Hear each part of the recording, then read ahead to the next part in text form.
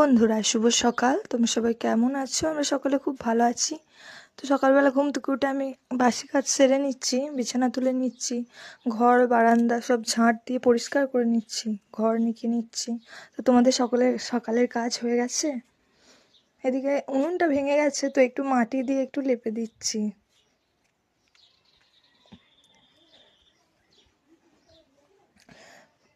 উনুনটা কদিনই ভেঙে গেছে, একটু কাদা দেওয়া হচ্ছে না, তো আজকে একটু কাদা দিয়ে দিলাম। তো সবাই আমার ভিডিওটা একটু লাইক করে দেবে, একটু আমাকে ফলো করে দেবে। এদিকে নেতা দেওয়া হয়ে গেলে পর আমি সব থালা বাসনগুলো মেজে ফেলি।